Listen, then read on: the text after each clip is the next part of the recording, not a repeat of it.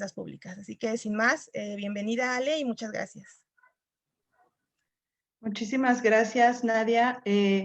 Primero quiero mencionar que estoy muy emocionada por la cantidad de gente que está aquí y que está participando en el Rally de Datos. A nosotros nos da muchísimo gusto eso, ¿no? Que cada vez más personas se interesen en hacer este tipo de análisis y de internarse, ¿no? En las bases de datos y utilizarlas. Yo les voy a contar mi experiencia con Rally de Datos. Fue hace como 4 años cuando empezaba y podíamos salir a las calles. Y la verdad es que era muy interesante, divertido, ¿no? Te encontrabas con un montón de cosas que pues no te esperas. Y espero que también esas experiencias hayan ayudado para que ahora las bases pues sean pues más amigables, ¿no? Sea más fácil utilizarlas, etcétera. Entonces, yo les voy a compartir una presentación. Voy a tratar de que sea esto más como informal, ¿no? O sea, sí traigo cosas más o menos teóricas, pero también me gustaría hablar de un ejemplo para bajarlo, ¿no? Más a cómo se utiliza, cómo llegas a los resultados, cómo los presentas y primero, pues, qué me pregunté, ¿no? Antes de empezar a investigar. Y después, pues, sí quisiera que ustedes me hicieran todas las preguntas que tengan y a ver si las puedo contestar. Yo esperaría que sí. Entonces, les comparto mi presentación. ¿Ya la ven? Bueno, no sé si todos saben. ¿Ya? Sí, ya. Ya. No sé si todos ya saben qué es CIEP, creo que han estado ya muy en contacto con varias personas del CIEP, pero bueno, somos una AC que estudiamos finanzas públicas, que nos interesa la sostenibilidad fiscal y la parte de las consecuencias intergeneracionales de cómo se hacen las políticas públicas ahora y cuáles serían los impactos más adelante. Esa es una de las cosas y nos internamos en varios temas, entre ellos está el social, pero también tenemos, bueno, dentro del social está la salud, está educación, está pensiones, y también tenemos toda la parte de energía y de finanzas locales, ¿no? En estados, y tratamos de llegar a municipios, pero bueno, es uno de los lugares donde la información es menos accesible. Entonces, bueno, empecemos. ¿Cómo empezar, cómo iniciar, cómo plantear un problema, no? Yo quise empezar con esta pregunta de cómo iniciar una investigación y empieza con una idea, ¿no? Con algo que a mí me interesa saber y que no sé si hay más gente preguntándose lo mismo, pensando lo mismo, si hay quienes ya desarrollaron algún trabajo, y también el por qué me interesa, ¿no? Tengo ganas de investigar sobre el cambio climático, porque es algo que me afecta a mí y a los que tengo alrededor. Quiero, no sé, pienso que el gobierno gasta mal, ¿qué puedo hacer al respecto? Etcétera. Entonces, viene de una idea que nos surge muchas veces por cosas por nuestro entorno, ¿no? Y nuestro alrededor, cosas que a mí me están afectando. Después vamos a hablar de análisis del tema que vamos a investigar, ¿no? En específico, la delimitación, o sea, todo esto lo voy a abordar mucho más adelante, pero delimitar nuestro tema porque nos podemos perder, ¿no? En los temas pueden ser tan amplios como nos podamos imaginar. La argumentación, ¿cómo lo vamos a hacer? Me refiero a la metodología. Vamos a usar métodos cuantitativos, cualitativos, entrevistas, alguna descripción estadística, no sé, dependerá mucho de cuál es la pregunta que quieres responder, ¿no? Entonces, básicamente, yo encuentro como 4 pasos dentro de una investigación. Y la primera, como les mencionaba, es esa idea, ¿no? Que tengo ganas de profundizar en ella y saber qué es lo que está pasando. Y para ello, uno de los primeros pasos tendría que ser la lectura de ese tema. O sea, ¿qué está pasando? ¿Estoy entendiendo bien lo que está sucediendo con este tema? ¿A quién le interesa el tema? ¿Qué se ha escrito al respecto? En papers, en las noticias, qué se dice en la televisión, tratar de identificar esas noticias falsas de la realidad, que yo creo que en este momento es mucho más complicado. La información corre de una forma impresionante y no nada más en noticias y en redes sociales. También en la cantidad que se publica ahora de trabajo científico, de verdad es muy impresionante, ¿no? Cada día hay nuevos papers, nueva evidencia, cosas que te dicen, que piensas que lógicamente iría por acá y científicamente encuentran otra cosa. Entonces, sí se tiene que hacer una revisión de literatura y ahondar más en el tema que quieres pues que quieres comprender, ¿no? Y que quieres también seguir investigando. ¿Cuáles son los términos clave, ¿no? Entender de qué están hablando los demás. Muchas veces ya hay como cuestiones cortas que se utilizan o conceptos que no son tan coloquiales que tenemos que entender, ¿no? Yo les voy a poner un ejemplo. En pensiones, toda esta cosa de la tasa de reemplazo o ahorita se me fue el término, la densidad de cotización, hay que entenderlos y también hay que saber cómo explicarlos, ¿no? Entonces, sí son términos muy específicos dependiendo del tema al que quieres hablar. Bueno, simplemente los ODS.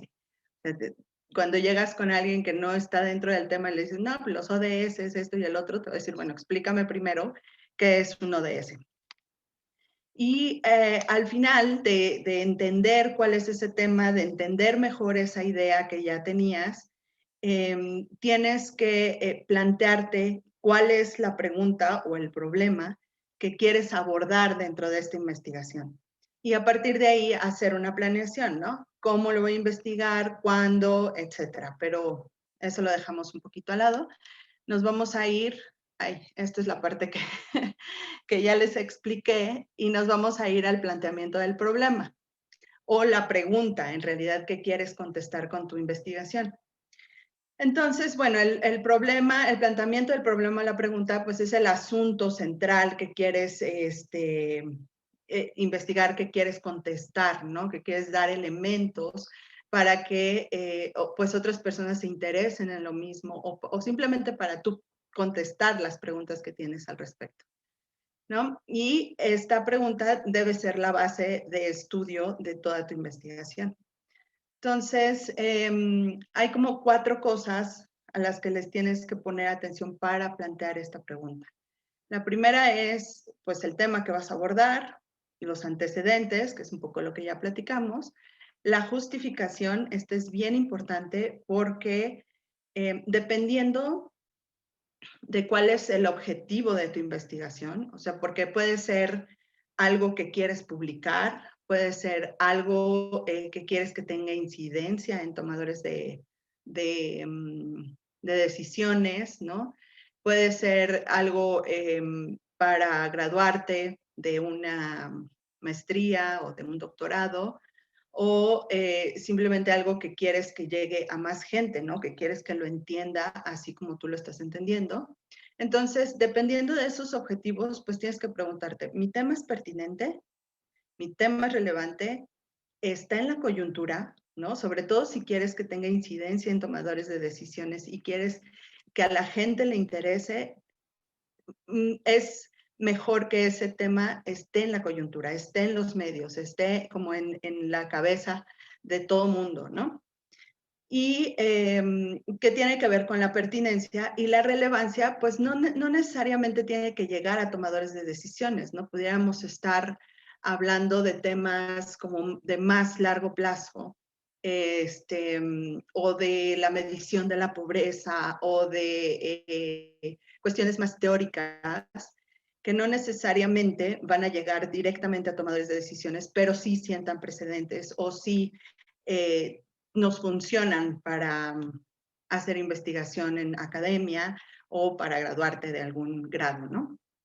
Y lo último es delimitar este tema. Vamos a hablar un poquito más de las delimitaciones adelante, pero desde un inicio sí tienes que pensar en, bueno, este problema lo quiero o esta pregunta la quiero responder para Ciudad de México, de manera internacional, de manera nacional, si es algo de incidencia en personas, para jóvenes, para adultos mayores, etc. Entonces, bueno, dentro de los ejemplos que aquí les puse, sería una pregunta de investigación. ¿Es México dirige más o menos gasto público para alcanzar los ODS en comparación con otros países? ¿Cuál es la distribución del presupuesto por funciones y cuáles son las implicaciones de esa distribución?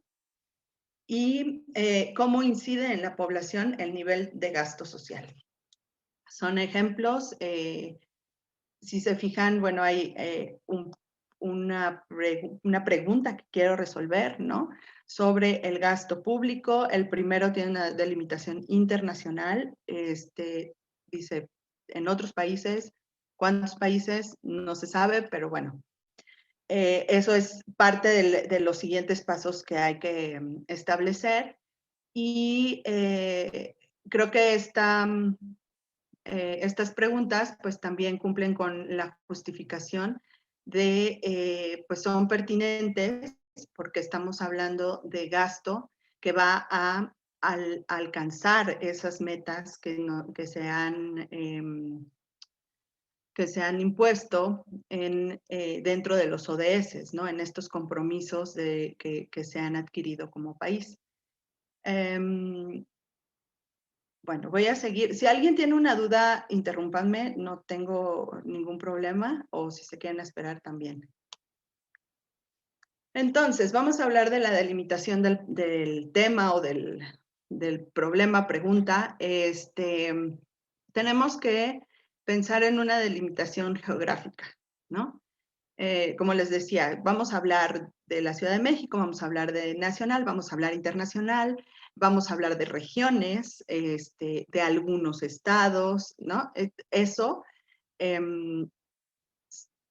va a depender mucho también de tu respuesta o de lo que quieres saber, ¿no? ¿Quieres saber sobre pobreza de los estados del sur? Pues te enfocas solo en esos estados o puedes hacer comparaciones entre regiones, ¿no? La delimitación temporal también es súper importante. Tienes que saber si estás estudiando solo este año, si vas a estudiar 10 años, si te interesa, por ejemplo, hablar de sexenios, ¿no? Que es algo que SIEP no hace. Nosotros hacemos análisis 10 años, por ejemplo, entonces ahí comprende varios sexenios, pero lo que estamos tratando de entender es la evolución del gasto, ¿no? Pero por eso es muy importante la delimitación temporal. Si tú hicieras uno de 3 años, pues básicamente estás hablando de la administración actual. Si haces 12 años, pues vas a agarrar 2 administraciones y tal vez si tu interés es hacer esas comparaciones, pues esa sería tu delimitación temporal. La delimitación temática, pues es lo que hemos estado hablando, ¿no? O sea, yo quiero hablar de ODS, pero vas a hablar de los 17 ODS, y son 17, ¿verdad? O vas a hablar solo de uno o de 5, dependiendo de cuál es el interés de tu tema. ¿Qué más? Bueno, los recursos. Dependiendo de qué tanto acceso a información, a bases de datos, a documentos tengas, también va a depender qué tan amplio o qué tan restringida pueda ser tu investigación. Muchas veces nosotros podemos plantear la pregunta, es súper interesante, con una metodología bien rigurosa, pero los datos no te dan, ¿no? Entonces, mi sugerencia es que una vez que tengas una pregunta, hagas este análisis de cuáles son tus recursos para entonces delimitar mejor cuál va a ser o por dónde va a ir tu investigación, ¿no?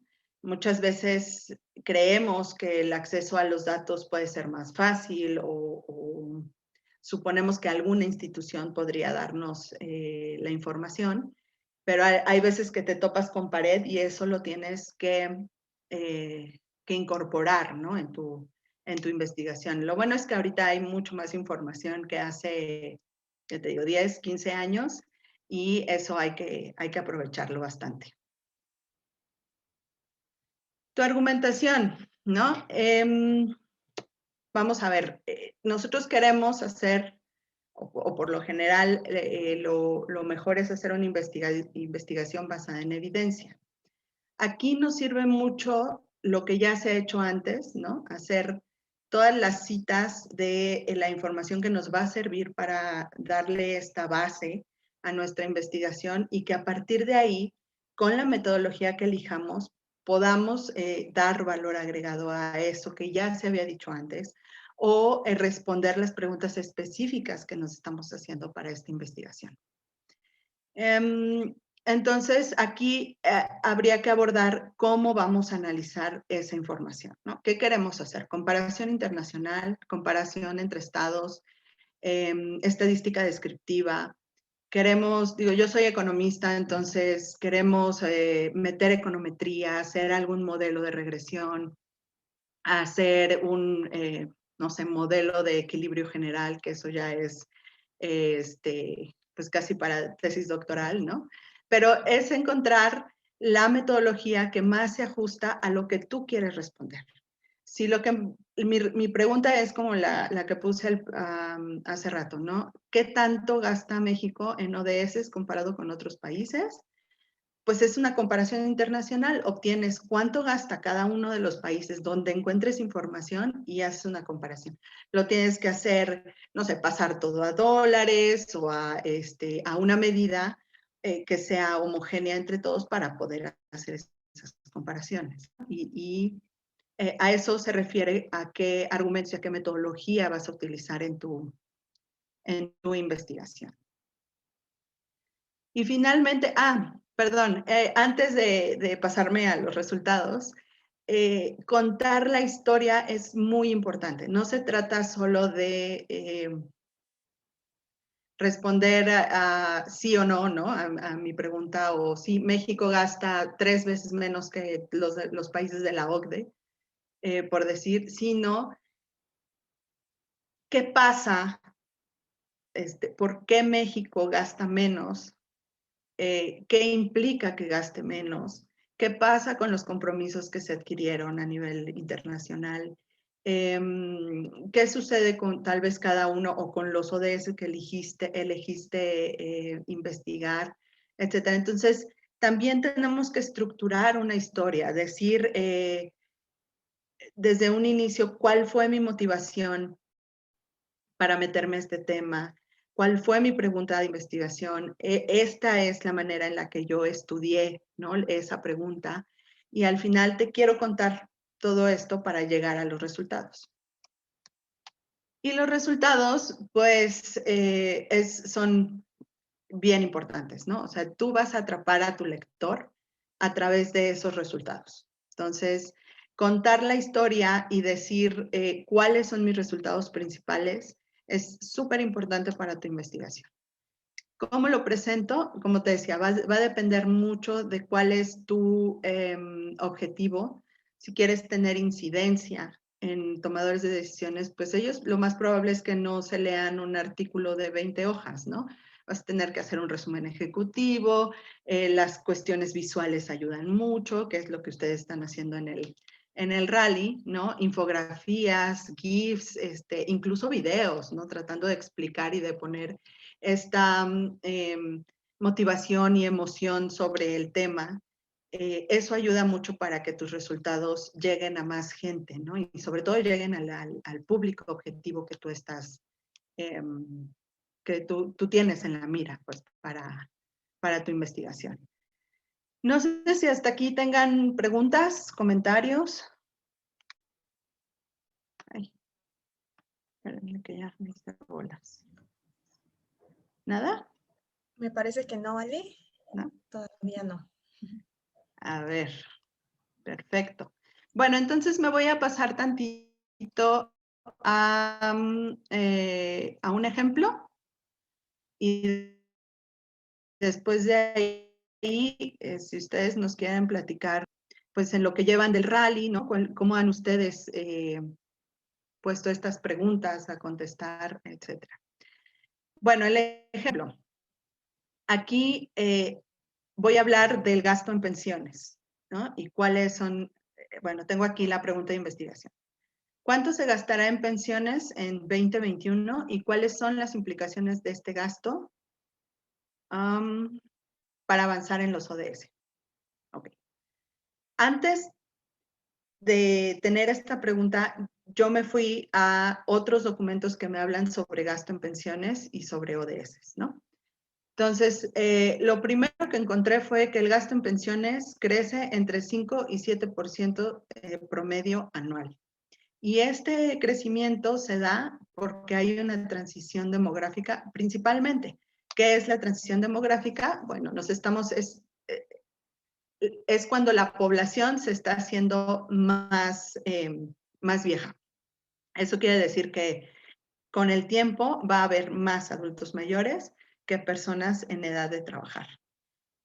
Y esto, ¿por qué influye en el gasto en pensiones? Bueno, pues primero porque aunque no haya tanto, la cobertura del sistema pensionario no es tan grande, hablando de pensiones de INSS, etcétera, la cobertura es alrededor del 40%. Las pensiones pueden ser muy altas y existe la otra pensión que es universal, que es la que entrega bienestar. Y bueno, si hay más adultos mayores, pues lo más probable es que el gasto en pensiones aumente. También tenemos la parte de la informalidad. Hay muchas personas que están fuera del mercado laboral, que no cotizan para su pensión y que cuando sean adultos mayores van a demandar esta pensión universal. Cuando lo ligas a ODS, pobreza, sobre todo el 1, ¿no? Que es fin a la pobreza, aquí entra la parte de la pobreza en adultos mayores. Entonces, lo que encontramos es que el sistema de pensiones es desigual. Tenemos unas pensiones que son súper altas y que las obtienen muy poca gente y tenemos pensiones muy bajas, pero muy bajas, hasta por debajo de la línea de pobreza y que lo reciben la mayoría de los adultos mayores. Entonces, bueno, la probabilidad de que caigan en pobreza es alta. Y además tenemos una presión a las finanzas públicas, lo que hace que se destine menos dinero a otros programas dirigidos a eliminar la pobreza.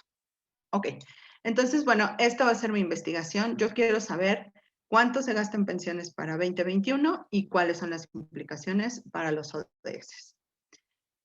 Aquí tengo que mi delimitación va a ser gasto federal en pensiones. Eso quiere decir que es a nivel nacional y que voy a tomar 3 años. ¿Por qué? Porque quiero comprobar si realmente aumentan entre 5 y 7% anual.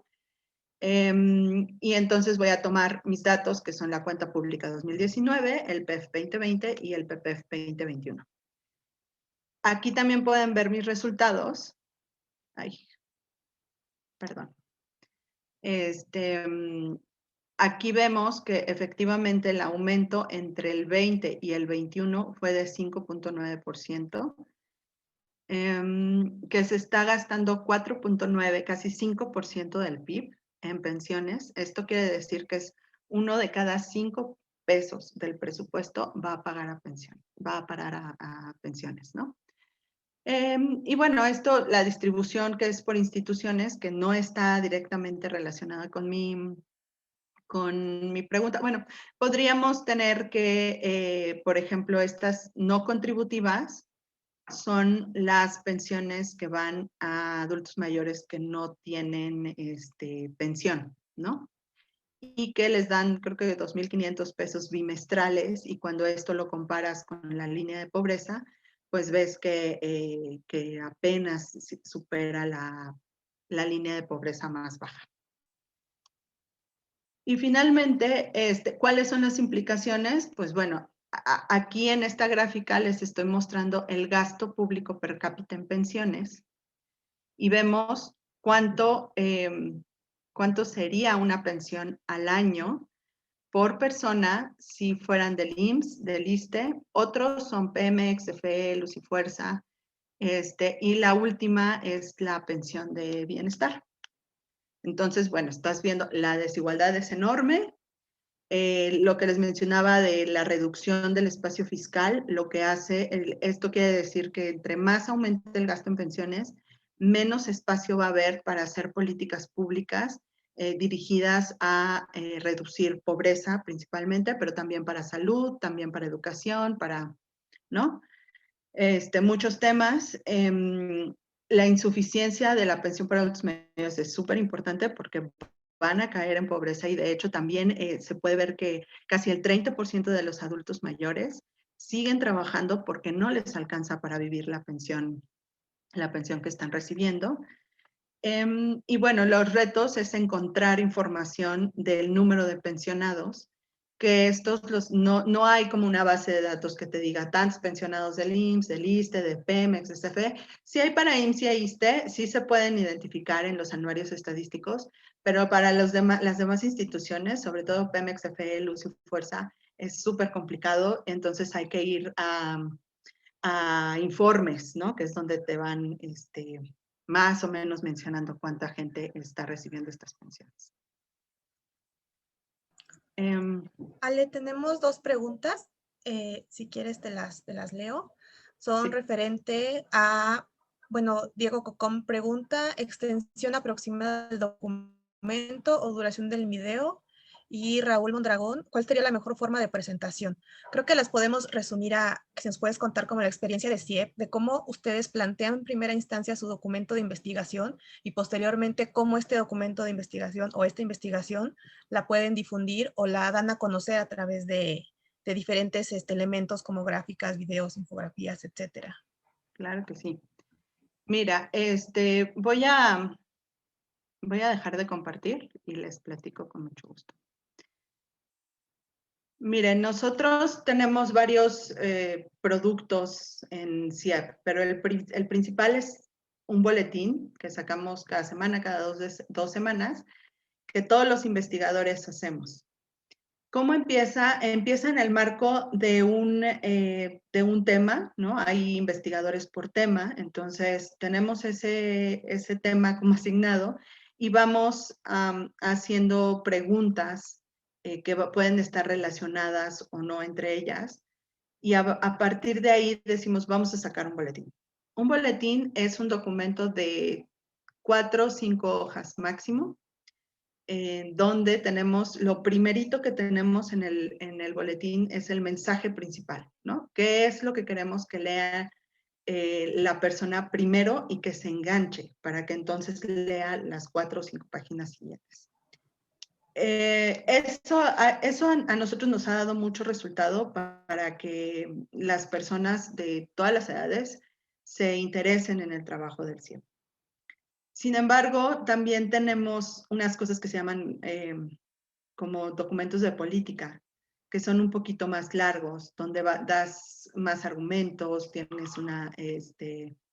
haces una metodología más profunda, describes más, etcétera. Y esto es para otro público, ¿no? Y muchas veces es por solicitud específica. Voy a... Ok, entonces, la extensión del documento pues va a depender mucho de cuál es tu objetivo, ¿no? Si los boletines, las infografías, los videos ayudan mucho más para que la gente los vea, se interesen rápido y los puedas como meter a este tipo de información. Y documentos más grandes pues son para otro público, ¿no? Puede ser más académico, puede ser más para otros objetivos. El video sí es muy recomendable que no sea muy largo, ¿no? 1 minuto, 1 minuto y medio es lo que nos recomiendan las personas de comunicación en el CIEP. Y incluso, bueno, en YouTube pueden ver algunos de los videos que nosotros hemos hecho. Por lo general hacemos un guión y tratamos de empezar también con el mensaje principal para enganchar, ¿no? Y se queden viendo pues todo el video y la información que queremos. Sí, otra vez, ¿no? Dependiendo de su objetivo. Y es muy importante este mensaje que les comento. Puede ser uno, pueden ser varios, pero la verdad es que es mucho mejor que sea uno fuerte, directo, que sea muy claro en lo que ustedes quieren comunicar y después hacer como mensajes que apoyen ese mensaje más importante, ¿no? Ahí en CIEP le llamamos los mensajes clave y también toda la investigación tiene que llevar estos elementos. Otra cosa que es bien importante para cuando escribes una investigación es que todos tus párrafos tengan un objetivo, ¿no? Que no sea como paja, ¿no? O cosas que no te están dando mucha información. Entonces, eso es muy importante. No sé si hay alguna otra pregunta. Por el momento, Beirut Zúñiga, ¿cómo prepararme para enganchar el interés de mi investigación? Supongo que se refiere a cómo le hacen ustedes para despertar el interés de las personas en su investigación. En general, lo que tratamos de hacer es no quedarnos en el gasto en sí o los impuestos como tal, sino tratar de averiguar cuál es la incidencia de esto, de las finanzas públicas en la población, ¿no? Que sea más cercano. ¿Qué pasa si no se gasta lo suficiente en salud? Pues lo más probable es que la calidad de los servicios que tú estás recibiendo baje, que no te puedan atender o que las filas de espera, ¿no? Los tiempos de espera sean mayores. Entonces, tratamos de hacer que esto sea más cercano a las personas y también usar conceptos, ¿no? El lenguaje es muy importante, ¿no? Cuando usas conceptos difíciles que poca gente entendemos, pues van a decir, ¿sabes qué? Esto no entiendo y no me interesa. Entonces, eso ha sido algo que nosotros trabajamos mucho. No crean que es de la noche a la mañana, es una cosa de experiencia, de prueba y error. Y es eso, ¿no? O sea, tener un lenguaje más simple y también hacer que la incidencia se vea. O sea, ¿por qué las decisiones del gobierno nos están afectando a nosotros directamente?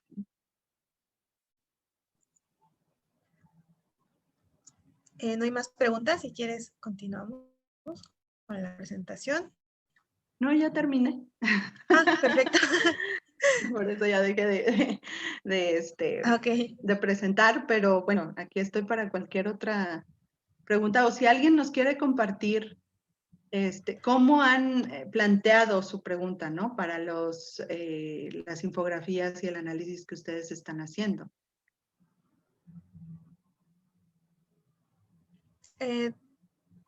Si nos puedes compartir tu presentación Claro que sí. con los asistentes. Para ello, por favor, les pido que nos escriban al correo de transparencia para enviárselas a quien esté interesado en recibirla, por favor. Y pues, si alguien anima a contarnos cuál es pues, la temática que quieren abordar, si ya están identificando su problemática, si tienen alguna otra duda respecto a este proceso de investigación, les recordamos que el proceso de investigación o la investigación que ustedes quieran hacer es diferente a los productos que van a entregar en el rally. Es decir, ustedes tienen que hacer su investigación con todos estos pasos que la doctora Alejandra nos proporcionó. Sin embargo, lo que ustedes van a poder presentar en redes sociales, pues tendrá que ser un proceso distinto. O sea, tenemos la investigación y posteriormente elaborar estos documentos o estos elementos que ya nos mencionaron como videos, infografías, para que ustedes lo puedan difundir a través de redes sociales con un enfoque pues mucho más atractivo, mucho más ciudadano y mucho más explicativo.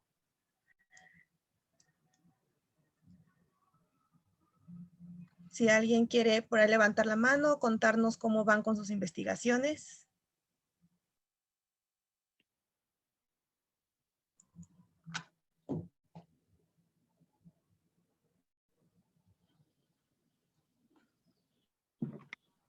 Sí, creo que tenemos a 2 personas que quieren participar. Entonces, Montserrat y Meji Sandoval, si quieren abrir su micrófono para su participación.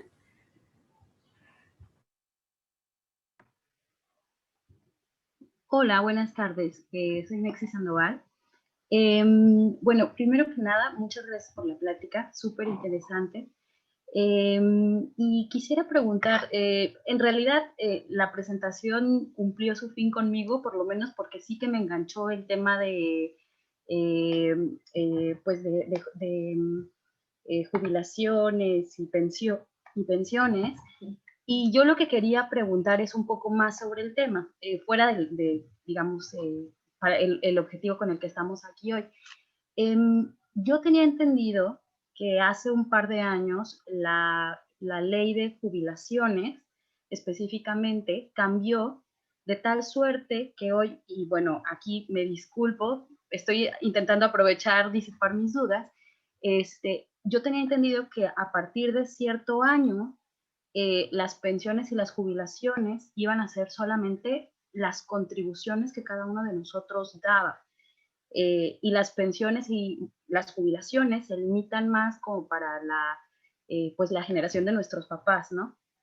Entonces, me llama mucho la atención ver que tenemos una contribución tan alta del presupuesto federal a pensiones, y bueno, entonces eso se espera que disminuya, eso ya es considerando el nuevo programa. Y bueno, también me gustaría saber su opinión, o sea, si es algo correcto, porque obviamente para uno que sufrió como los cambios, uno dice, eso no está bien, sobre todo viendo que en otros países eso no sucede. Y pues muchas gracias por la plática. No, pues gracias a ti, era solo un ejemplo y bueno, este es un tema que a mí en lo particular me apasiona, es mi tema de investigación. Entonces, yo puedo hablar de él mucho tiempo, pero solo te voy a contar que si bien pasamos a cuentas individuales, que es lo que tú mencionas, que en las contribuciones van a formar nuestra pensión, cuando se hace la reforma, hay toda una generación de transición que todavía recibe pensiones en el esquema pasado. Y hay esquemas de pensiones que paga directamente el gobierno federal, ¿no? Como, bueno, asumió una parte de ese pasivo laboral de Pemex cuando fue la reforma energética. Entonces, bueno, no se espera que disminuya ese gasto y tampoco lo va a hacer con la reforma que pasó el año pasado. Y bueno, si quieres platicar de eso en otra ocasión, pues con mucho gusto. Ahí en CIEP puedes encontrar mi correo. Muchísimas gracias. Gracias, Mexi. Montserrat. Sí, hola, buenos días. Buenos Ya casi días. tardes. Pues igual a mí, digamos, donde me surgen más dudas es en esta parte quizá, pues sí, del planteamiento del problema. En mi caso, a mí me interesa el programa de fomento a la economía social. Y bueno, yo conozco un poco el tema y esto se liga mucho a, en general, que por la pandemia, digamos, estamos sufriendo una tasa de desempleo pues un poco alta. Y por lo mismo también, bueno, en la semana veía que también nuestra situación a acceder a un servicio público de salud depende de nuestra condición de trabajo. Entonces, yo no sé bien cómo rastrearlo, o no sé, en esa parte de, porque pues digamos, el, el proyecto de fomento a la economía social se plantea, o sea, mi duda, una de las dudas es si cada año hay un documento nuevo que habla acerca de las estrategias a seguir de ese programa. Esa es como una de, no he encontrado como ese documento. Y otra es que, digamos, en en algún supuesto yo pensé que igual que si existiría algún programa que se enfoque, bueno, dentro de este proyecto, que se enfoque como a, a colonias o núcleos más pequeños para fortalecer esta economía social en el intento también de facilitar que se disminuya la economía informal y a la vez pues se aumente como la necesidad o el acceso a servicios de salud durante esta crisis, pero a niveles más reducidos. En este caso yo me refiero como a colonias de como, pues sí, exactamente, vecinos cercanos, un constante capacitación para fortalecer la economía social dentro de la localidad y a la vez, digamos, hacer contrarrestar esto conforme a la crisis. Pero entonces, digamos, como que sí identifico que ya tengo como algún punto a donde quiero llegar, pero me ha costado como aterrizarlo. Entonces, igual no sé si me pueda comentar algo o si se entendió como mi pregunta, algo así. No, sí, se entendió perfecto. El problema es acceder a la información más específica, ¿no? Del proyecto o del Sí, programa. exacto. Y además, ese programa ya desapareció, o al menos no tiene presupuesto desde el año pasado. Entonces, yo creo que tu pregunta es súper válida de si hay algo que fortalezca grupos productivos o grupos de la economía social, pero como por dónde se podría hacer, ¿no? Con qué programa, dado que este programa del INAES ya no tiene presupuesto. Y no sé, cómo buscar cuáles son los objetivos de otros programas y tal vez enfocándote en los programas prioritarios. Ahorita no se me ocurre cuál. Sí, nada más ahí para abonar un poco en la parte de programas, en transparencia presupuestaria, en la sección de programas, tenemos justamente una parte que se llama historia del programa presupuestario. Entonces, si tú entras a los programas que están actualmente como programas prioritarios, como menciona Alejandra, puedes ver si esos programas sustituyen o abonan alguno que dejó de tener presupuesto, como el que mencionan ahorita. Entonces, para reforzar lo que dice Ale, es una pregunta súper válida. Es interesante ver esa perspectiva de qué pasa con aquellos programas que ya no continuaron y quién está atendiendo a sus poblaciones, ¿no? Y bueno, pues los datos realmente también, como mencionó Ale, hay algunas que ya no están disponibles o que es un poco complicado conseguir, pero pues te invitamos a como revisar cómo puede sustentarlo aún teniendo algunas faltas de información. Ahí sí Ale nos podía ayudar a profundizar en ese sentido de cómo encontrar datos alternos o datos que quizá no estén como en la primero que se nos viene a la mente para atender nuestro problema. Claro, mira, ese programa debe tener evaluaciones en Coneval, ¿no? Anteriores, tal vez una evaluación de diseño o de procesos. Te puedes encontrar ahí información que te ayuda, y también creo que las reglas de operación te pueden dar una visión más amplia de lo que hace o hacía el proyecto, el programa, perdón, y así compararlo con algún otro que esté ahora operando. Y sobre todo se me hace bien interesante que hables a ese nivel de colonia o tal vez de municipio, ¿no? Muchos de los programas de gobierno federal pues son enfocados a nivel nacional, y muchas veces las acciones deben ser más locales para que tengan el impacto que queremos. Pero sí, a mí se me ocurren esas dos fuentes o alguna auditoría de la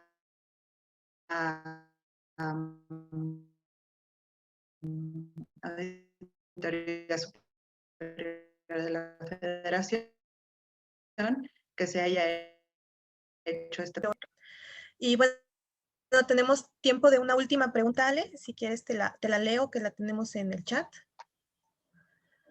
Es de Antonio Ramos y nos dice que pretende investigar sobre el impacto que están teniendo las obras de alto impacto construidas en Playa del Carmen en 2019 por el gobierno federal. ¿Cómo plantear la investigación y qué factores podría considerar para ir desarrollándolo? Bueno, primero, creo que hay que tener cuidado con la palabra impacto, ¿no? El impacto requiere como de una evaluación, y para ello necesitas también grupos de comparación, sobre todo si estás hablando de una evaluación de impacto, ¿no? Entonces necesitas grupos de comparación y tendrías que tener una exposición a más tiempo de estos proyectos. Lo que no quiero decir que no se pueda hacer otro tipo de análisis, ¿no? Solo tener cuidado con el alcance que pueda tener esta investigación. Entonces, yo hablaría más tal vez de incidencia, ¿no? ¿Qué está pasando con estas obras en Playa del Carmen? ¿Cuánto se ha gastado en esas obras, en ese municipio o ciudad? Si es que tienes la información, si la puedes encontrar. Y sería eso, o sea, sobre todo tener cuidado con impacto. De ahí en fuera, yo creo que lo tienes delimitado, o sea, es en una ciudad, es de las obras, tal vez podrías hablar de una sola obra, no sé cuántas obras haya en Playa del Carmen con alto impacto, pero podrías irlo delimitando un poco más, también para que puedas tener acceso a la información necesaria, ¿no? Que pueda ayudarte a contestar esa pregunta. No sé si pueda participar, es que no me dio la opción de la manita. No sé si hay tiempo. Tenemos 3 minutos, pero adelante. Ok, bueno, yo estoy trabajando e interesada en el tema poquito sobre el ODS número 4, que es el de la educación de calidad para todos. Si nos referimos a lo que son los ODS y en sí su visión es no dejar a nadie atrás, pues nos habla esta investigación de que, bueno, gran porcentaje de la población mexicana pues no tiene acceso a la educación y no tiene, o no tuvo, porque pues, estamos identificando que el que va a la escuela podría ser de niños hasta 25, 30 años, ¿no? Y va disminuyendo. Lo que no he encontrado, o no sé si me puedes ayudar ahí con mejor con algunas ideas, cómo encontrar más datos alternos de esta información. Yo chequé el presupuesto así en general con la otra actividad y prácticamente el recurso, no me atrevo a confirmarlo, pero lo que me dejó en visto ver es que la mayoría del recurso se va para lo que son pues las instituciones formales y dejamos a ese grueso de la población sin una preparación. Hablando del grueso de la población, hablamos de personas de 30 en adelante. Entonces, no sé si fui clara. Sí, creo que aquí habría que pensar en que hay poblaciones que por su edad están en la escuela, y hay otras poblaciones que quieren seguir estudiando, pero no necesariamente sería toda la población, ¿no? Entonces, si pensamos en la población niños, ¿no? Que tienen que ir a primaria y secundaria, la verdad es que la cobertura es buena, o sea, estamos en el 90 y tantos %, eso quiere decir que todos los niños van a la escuela. Que tengan una educación de calidad es otro tema. Y a partir de la media superior, la asistencia a la escuela cae muchísimo. Entonces, hay muchas personas que ya no van a la escuela desde los 15, desde los 18 años, ¿no? Y muchas veces son por decisiones, no porque no quieran seguir estudiando, sino porque no tienen dinero, porque las chavas se embarazan. O sea, hay muchos factores que hacen que las personas no sigan estudiando. Entonces, creo que sí tendríamos que pensar mejor cuál es la pregunta que quieres responder. Si el gasto, o sea, hasta donde nosotros hemos visto, el gasto va dirigido a educación básica, a educación media y a la superior, y menos para adultos mayores, ¿no? Educación de adultos mayores, que sí existe como para esas personas que no tuvieron la oportunidad de ir en su momento a la escuela. Pero sí creo que tendrías que delimitar un poco mejor cuál es esa pregunta, ¿no?, que quieres responder.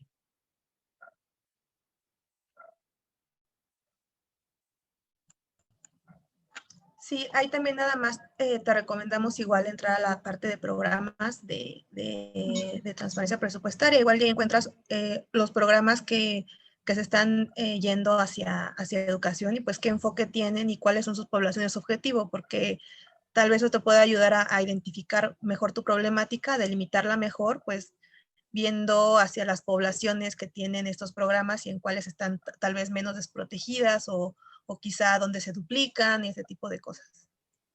Y también en la SEP hay bases de datos que te pueden ayudar sobre infraestructura de las escuelas y, ¿no?, por qué dejan la escuela, etcétera. Hay algunas encuestas.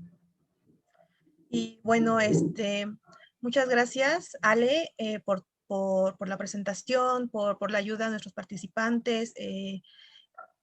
Tenemos ya el tiempo un poco encima, pero bueno, muchísimas gracias. Creo que todos van a poder aprovechar muchísimo esta información.